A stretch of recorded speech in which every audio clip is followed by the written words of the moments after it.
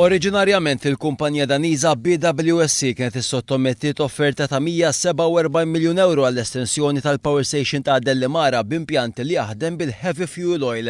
Iżda finalment l-offerta tal-BWSC ammontat tal kważi 165 miljun euro, żieda ta' ftit aktar minn 17 miljun euro fuq l-offerta oriġinali.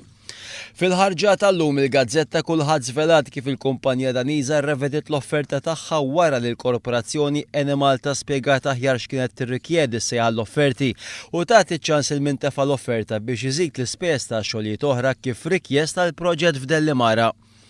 Skont il-kulħadd jirriżulta li f'April tas-sena 2009 il-Gvern kien diġà ħabbar li l-kumpanija Daniza kienet rebħet il-kuntratt ta' Dell-Enemalta u allura ġie deċiż li d-differenza ta' 17 miljun euro żejda kellha tinqasam fit-tnejn. Skont il-gazzetta 8 miljun euro minnhom ġie deċiż li toħroġhom il-BWSC, waqt li 8 miljun euro l-oħra ma tniżlux mal-lista tal-offerta tal-BWSC iżda tpoġġew taħt kuntratt ieħor li eventwalment qatt ma ġie ffirmat.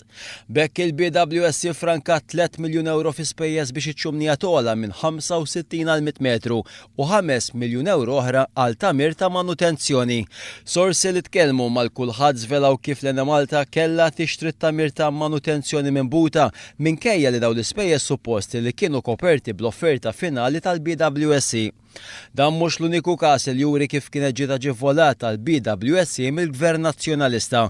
Meta kienet ħarġet is-sejħa l-offerti, il-Gvern ta' dak iż-żmien kien saħansitra bidel il-liġijiet ambjentali ta' pajjiżna biex is-sottomissjoni tal-kumpanija Daniza ma tiġix skwalifikata.